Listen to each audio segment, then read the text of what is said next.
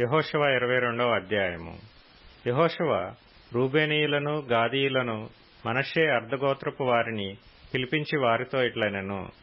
యెహోవా సేవకుడైన మోషే మీకాజ్ఞాపించినదంతయు మీరు చేసియున్నారు.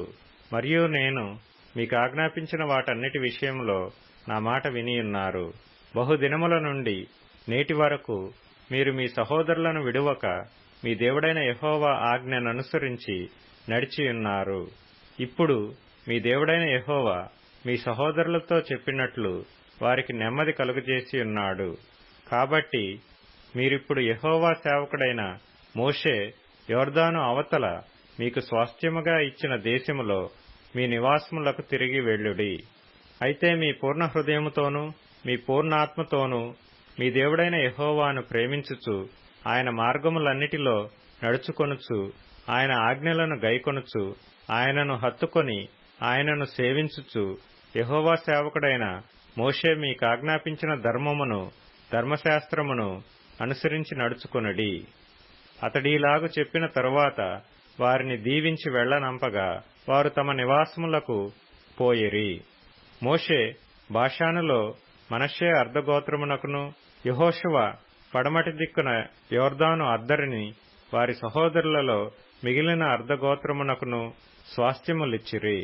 మరియు యెహోషువ వారి నివాసములకు వారిని వెళ్లనంపినప్పుడు అతడు వారిని దీవించి వారితో ఇట్లనెను.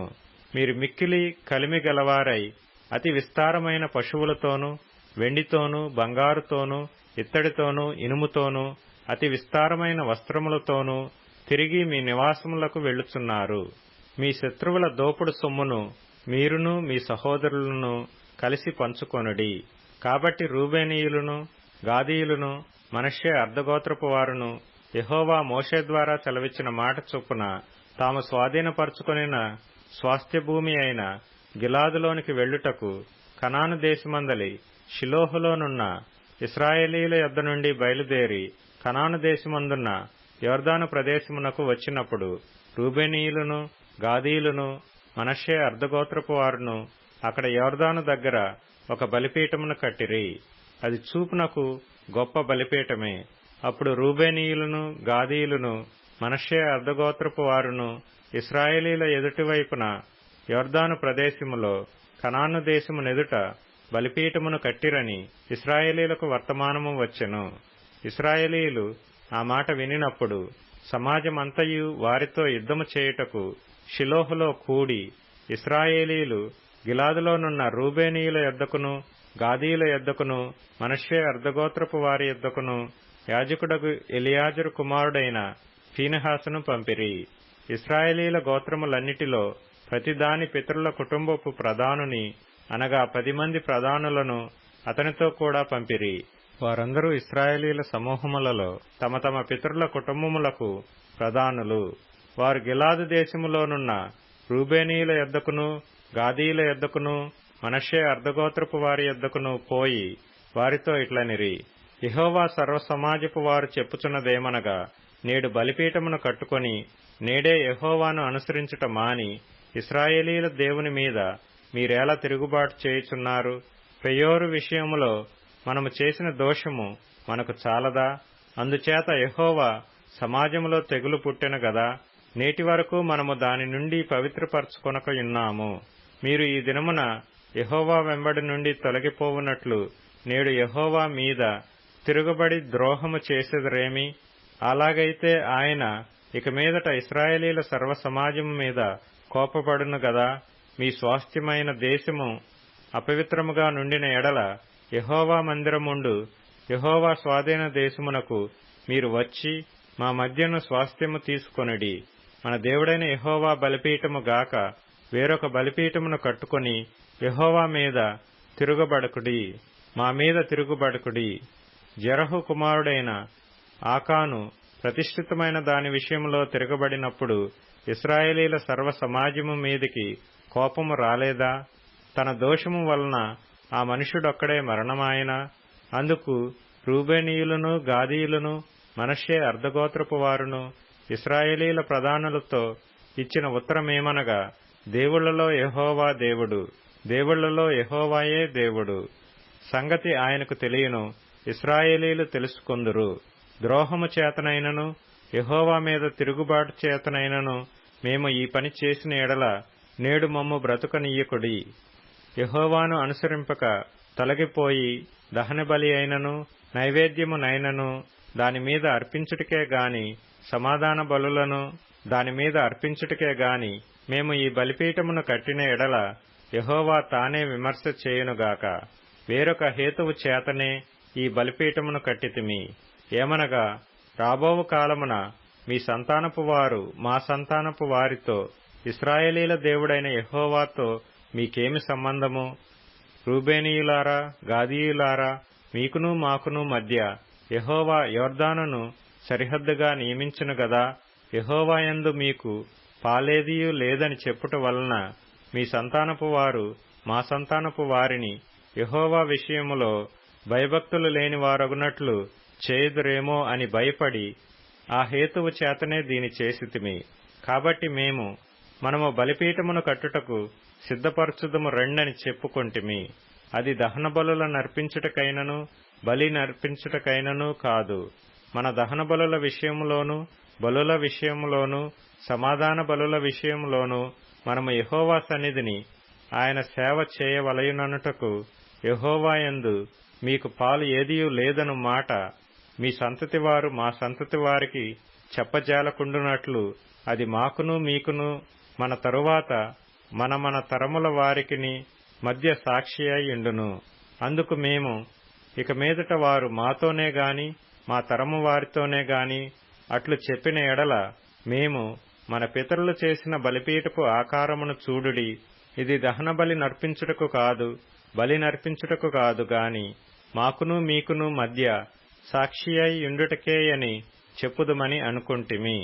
ఆయన మందిరమునెదుటనున్న మన దేవుడైన యెహోవా బలిపీఠము తప్ప దహన బలులకైనను నైవేద్యములకైనను బలులకైనను వేరొక బలిపీఠమును కట్టునట్లు నేడు యెహోవాను అనుసరింపక తొలగిపోయిన ఎడలనేమి, యెహోవా మీద ద్రోహము చేసిన ఎడలనేమి మేము శాపగ్రస్తులమగుదుముగాక.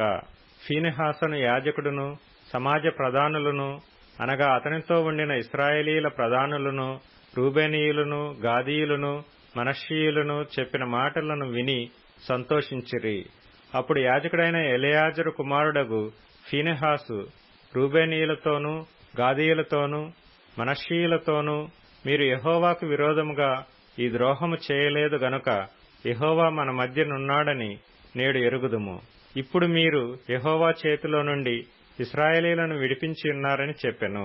యాజకుడైన ఎలెయాజరు కుమారుడగు ఫీనెహాసును ప్రధానులను గిలాదులోని రూబేనీయుల యొద్ద నుండియు గాదీయుల యొద్ద నుండియు ఇశ్రాయేలీల యొద్దకు తిరిగి వచ్చి జనులకు ఆ మాట తెలియజెప్పగా ఇశ్రాయేలీలు విని సంతోషించిరి.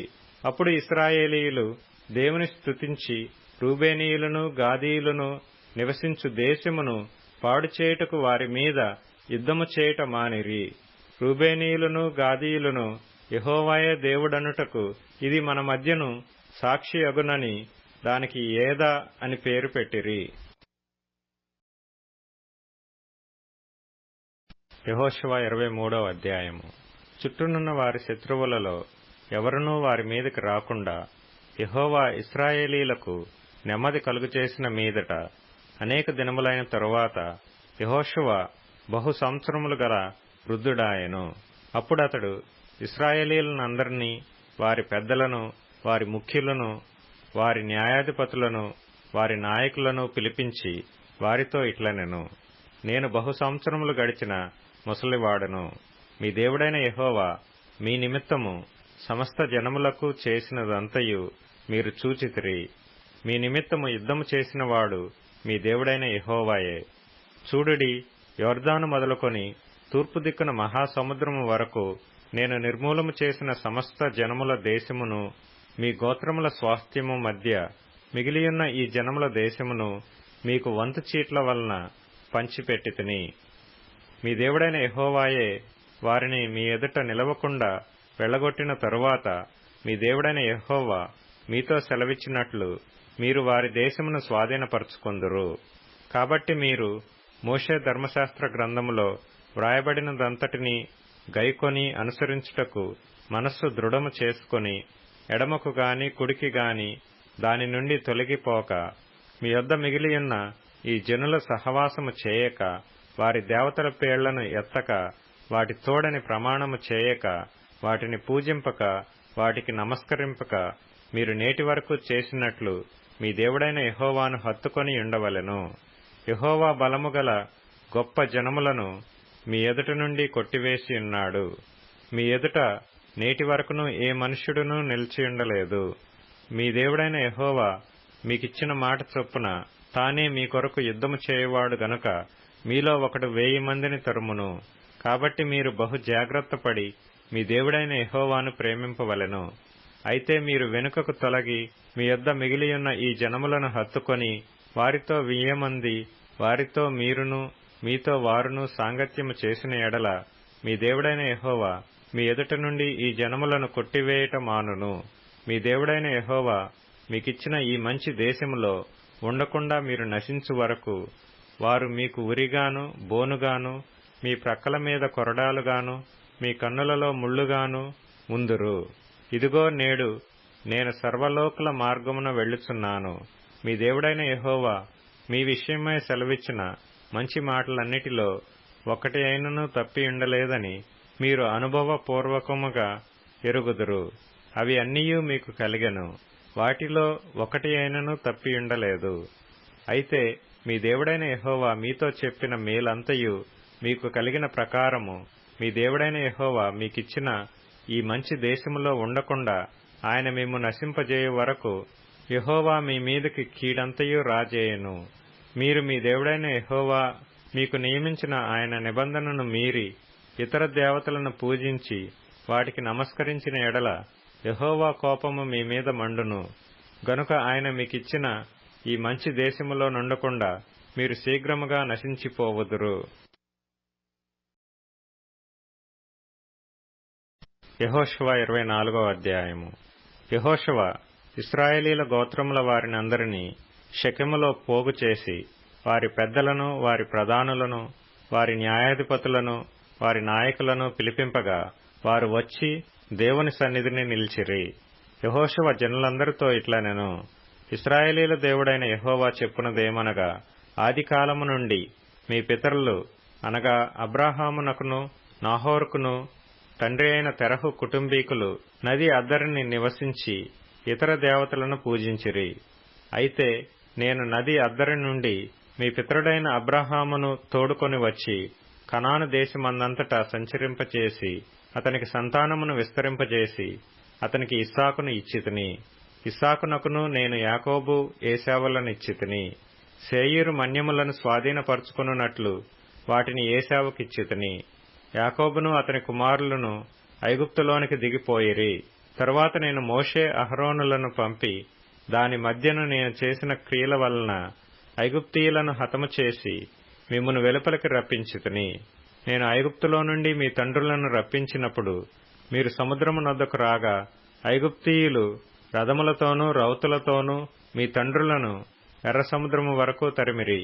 వారు యెహోవాకు మొరపెట్టినప్పుడు ఆయన మీకును ఐగుప్తీయులకును మధ్య చీకటి కల్పించి సముద్రమును వారి మీదకి రప్పించి వారిని ముంచివేసెను. ఐగుప్తు దేశంలో నేను చేసిన దానిని మీరు కన్నులారా చూచితిరి.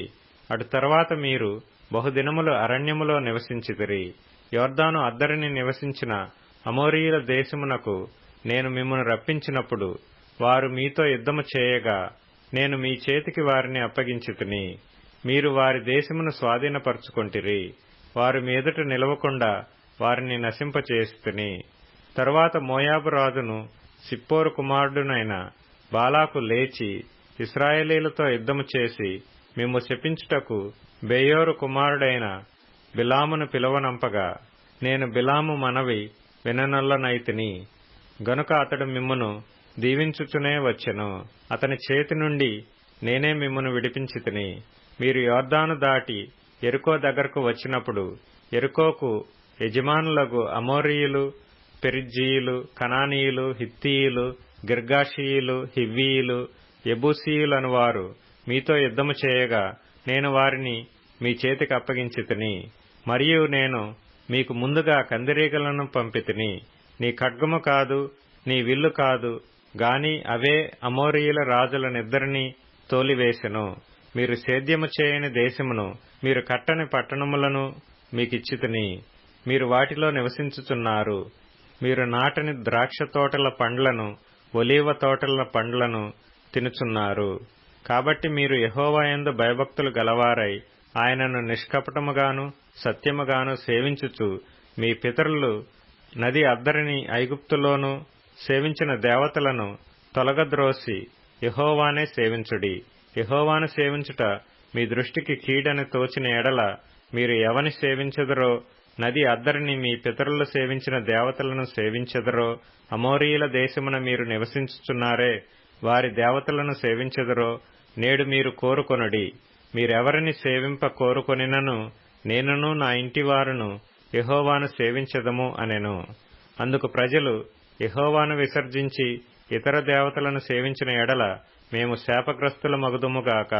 ఐగుప్తు దేశమును దాసుల గృహములో నుండి మనలను మన తండ్రులను రప్పించి మన కన్నుల ఎదుట ఆ గొప్ప సూచక క్రియలను చేసి మనము నడిచిన మార్గములన్నిటిలోనూ మనము వెళ్లిన ప్రజలందరి మధ్యను మనలను కాపాడిన యెహోవాయే మన దేవుడు.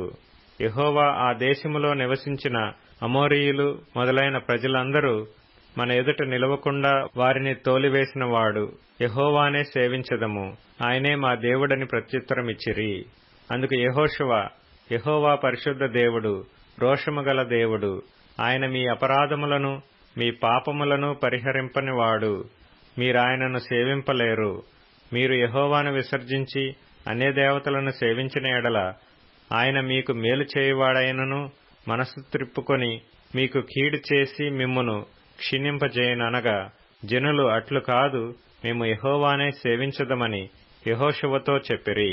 అప్పుడు యెహోషువ, మీరు యెహోవానే సేవించదమని ఆయనను కోరుకొన్నందుకు మిమ్మును గూర్చి మీరే సాక్షులై ఉన్నారనగా వారు, మేము సాక్షులమే అనిరి. అందుకతడు, అలాగైతే మీ మధ్యనున్న అన్యదేవతలను తొలగద్రోసి ఇశ్రాయేలీల దేవుడైన యెహోవా తట్టు మీ హృదయమును త్రిప్పుకొనుడని చెప్పెను. అందుకు జనులు, మన దేవుడైన యెహోవానే సేవించదము, ఆయన మాటయే విందుమని యెహోషువతో చెప్పిరి. అట్లు యెహోషువ ఆ దినమున ప్రజలతో నిబంధన చేసి వారికి షెకెములో కట్టడను విధిని నియమించి దేవుని ధర్మశాస్త్ర గ్రంథములో ఆ వాక్యములను వ్రాయించి పెద్ద రాతిని తెప్పించి యెహోవా పరిశుద్ధ స్థలములోనున్న సింధూర వృక్షము క్రింద దాన్ని నిలువబెట్టి జనులందరితో ఇట్లనెను, ఆలోచించుడి, యెహోవా మనతో చెప్పిన మాటలన్నీయు ఈ రాతికి వినబడిన గనుక అది మన మీద సాక్షిగా ఉండును. మీరు మీ దేవుని విసర్జించిన ఎడల అది మీ మీద సాక్షిగా ఉండును. అప్పుడు యెహోషువ ప్రజలను తమ స్వాస్థ్యములకు వెళ్లనంపెను. ఈ సంగతులు జరిగిన తరువాత నూను కుమారుడును యెహోవా దాసుడును అయిన యెహోషువ 110 సంవత్సరముల వయసు గలవాడై మృతి నొందెను. అతని స్వాస్థ్యపు సరిహద్దులోనున్న తిమ్నత్ సెరహులో అతడు పాతిపెట్టబడెను. అది ఎఫ్రామీయుల మన్యములోని గాయషు కొండకు ఉత్తర దిక్కుననున్నది. యెహోషువ దినములన్నిటను యెహోషువ తరువాత ఇంకా బ్రతికి యెహోవా ఇశ్రాయేలీల కొరకు చేసిన క్రియలన్నిటినీ ఎరిగిన పెద్దల దినములన్నిటిను ఇశ్రాయేలీలు యెహోవాను సేవించుచూ వచ్చిరి.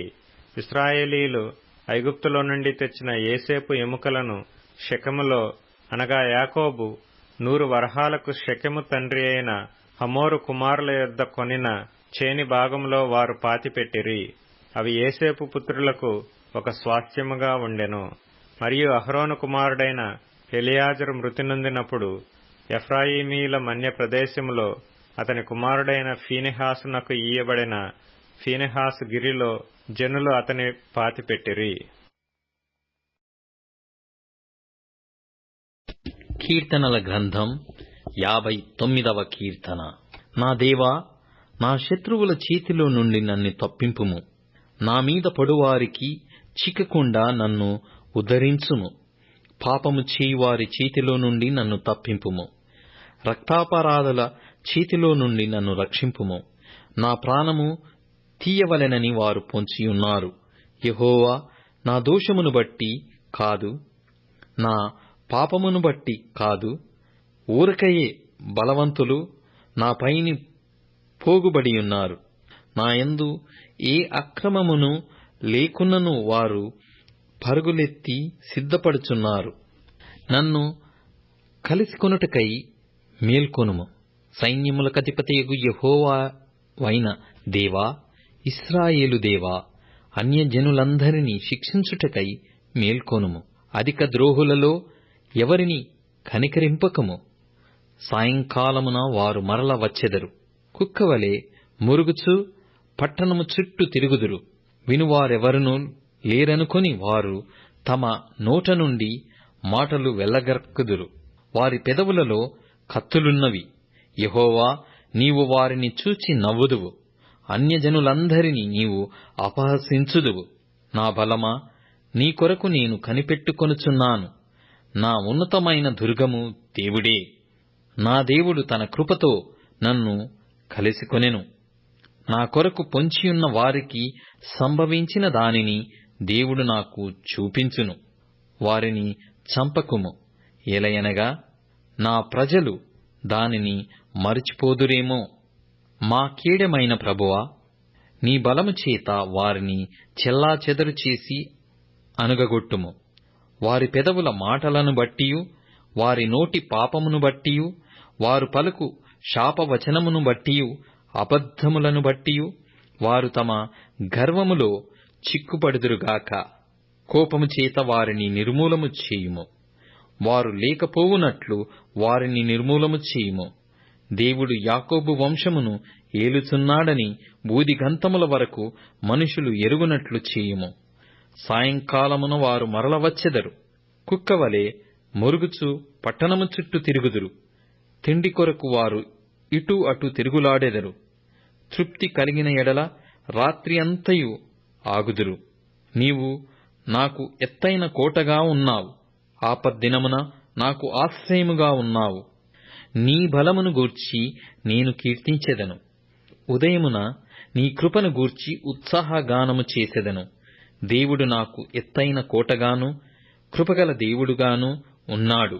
నా బలమా, నిన్ని కీర్తించెదను. లూకా సువార్త 19వ అధ్యాయము. ఆయన సంచరించుచు యెరికో పట్టణంలో ప్రవేశించి దాని గుండా పోవుచుండెను. ఇదిగో, సుంకపు గుత్తదారుడును ధనవంతుడునైన జక్కయ్య అను పేరుగల ఒకడు యేసు ఎవరోయని చూడగోరెను గాని పొట్టివాడైనందున జనులు గుంపు కూడియుండుట వలన చూడలేకపోయెను.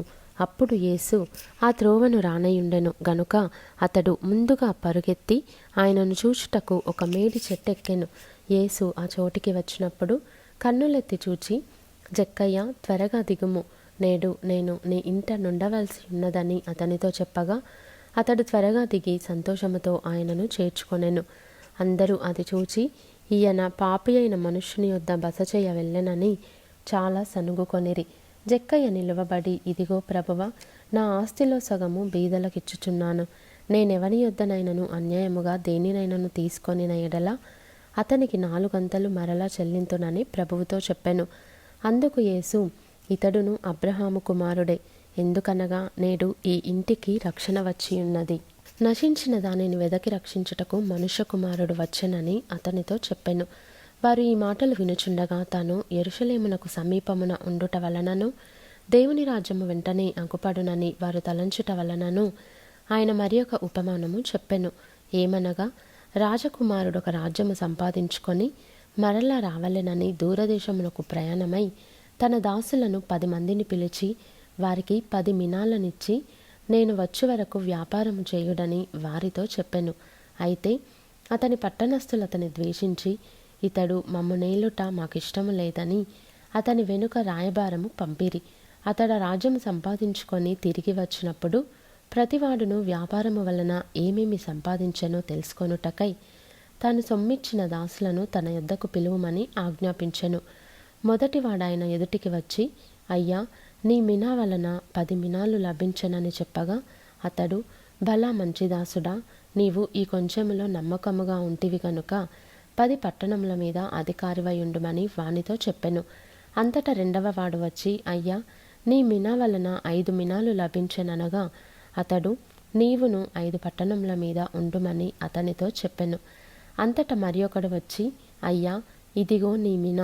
నీవు పెట్టని దానిని ఎత్తుకొని వాడవును, విత్తని దానిని కోయువాడవునైనా కఠినుడవు గనుక నీకు భయపడి దీనిని రుమాలున కట్టి ఉంచితినని చెప్పెను. అందుకతడు, చెడ్డదాసుడా, నీ నోటి మాటను బట్టియే నీకు తీర్పు తీర్చుదును. నేను పెట్టని దానిని ఎత్తువాడను, విత్తని దానిని కోయువాడనునైనా కఠినుడనని నీకు తెలిసియుండగా నీవెందుకు నా సొమ్ము సాహుకారుల యొద్ద నుంచలేదు? అట్లు చేసి ఉండిన ఎడల నేను వచ్చి వడ్డీతో దానిని తీసుకొందునే అని వానితో చెప్పి వీని యొద్ద నుండి ఆ మినా తీసివేసి 10 మినాలు గలవానికి యుడని దగ్గర నిలిచిన వారితో చెప్పెను. వారు, అయ్యా, వానికి 10 మినాలు కలవే అనిరి. అందుకతడు, కలిగిన ప్రతి వానికిని ఇయ్యబడును, లేని వాని యొద్ద నుండి వానికి కలిగినదియు తీసివేయబడునని మీతో చెప్పుచున్నాను. మరియు నేను తమ్మును ఏలుటకు ఇష్టము లేని నా శత్రువులను ఇక్కడికి తీసుకొని వచ్చి నా ఎదుట సంహరించుడని చెప్పెను. యేసు ఈ మాటలు చెప్పి యెరూషలేమునకు వెళ్ళవలెనని ముందు సాగిపోయెను.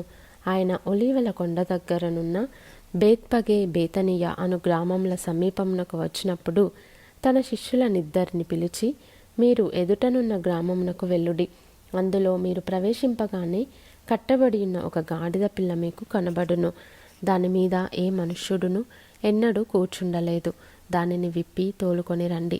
ఎవరైనను మీరెందుకు దీన్ని విప్పుచున్నారని మిమ్మల్ని అడిగిన ఎడల ఇది ప్రభువునకు కావలసి ఉన్నదని అతనితో చెప్పుడని చెప్పి వారిని పంపెను. పంపబడిన వారు వెళ్ళి ఆయన తమతో చెప్పినట్టే కనుగొని ఆ గాడిద పిల్లను విప్పుచుండగా దాని యజమానులు, మీరు గాడిద పిల్లను ఎందుకు విప్పుచున్నారని వారిని అడిగిరి. అందుకు వారు, ఇది ప్రభువునకు కావలసి ఉన్నదనిరి. తరువాత వారు యేసునొద్దకు దానిని తోలుకొని వచ్చి ఆ గాడిద పిల్ల మీద తమ బట్టలు వేసి యేసును దాని మీద ఎక్కించి ఆయన వెళ్ళుచుండగా తమ బట్టలు దారి పొడుగున పరచిరి. ఒలీవల కొండ నుండి దిగుచోటికి ఆయన సమీపించుచున్నప్పుడు శిష్యుల సమూహమంతయు సంతోషించుచు, ప్రభువు పేరట వచ్చు రాజు స్తుతింపబడునుగాక, పరలోకమందు సమాధానమును, సర్వోన్నతమైన స్థలములలో మహిమయు ఉండునుగాక అని తాము చూచిన అద్భుతములన్నిటిని గూర్చి మహాశబ్దముతో దేవుని స్తోత్రము చేయసాగిరి. ఆ సమూహములో ఉన్న కొందరు పరిసయ్యులు, బోధకుడా, నీ శిష్యులను గద్దింపుమని ఆయనతో చెప్పగా ఆయన వారిని చూచి, వీరు ఊరకుండిన ఎడల ఈ రాళ్ళు కేకలు వేయునని మీతో చెప్పుచున్నానెను. ఆయన పట్టణమునకు సమీపించినప్పుడు దానిని చూచి దాని విషయమై ఏడ్చి, నీవును ఈ నీ దినమందైనను సమాధాన సంబంధమైన సంగతులను తెలుసుకొనిన ఎడల నీకెంతో మేలు. గాని ఇప్పుడవి నీ కన్నులకు మరుగు చేయబడి ఉన్నవి. ప్రభువు నిన్ను దర్శించిన కాలము నీవు ఎరుగకుంటివి గనుక నీ శత్రువులు నీ చుట్టూ గట్టుకట్టి ముట్టడి వేసి అన్ని ప్రక్కలను నిన్ను అరికట్టి నీలోనున్న నీ పిల్లలతో కూడా నిన్ను నేల కలిపి నీలో రాతి మీద రాయి నిలిచియుండనియని దినములు వచ్చునని చెప్పెను. ఆయన దేవాలయంలో ప్రవేశించి అందులో విక్రయము చేయువారితో, నా మందిరము ప్రార్థనా మందిరము అని వ్రాయబడి ఉన్నది, అయితే మీరు దానిని దొంగల గుహగా చేసితిరని చెప్పి వారిని వెళ్ళగొట్టనారంభించెను. ఆయన ప్రతిదినమును దేవాలయంలో బోధించుచున్నప్పుడు ప్రధాన యాజకులను, శాస్త్రులను, ప్రజలలో ప్రధానులను ఆయనను నాశనము చేయజూచుచుండిరి గాని ప్రజలందరూ ఆయన వాక్యమును వినుటకు ఆయనను హత్తుకొని ఉండిరి గనుక ఏమి చేయవలెనో వారికి తోచలేదు.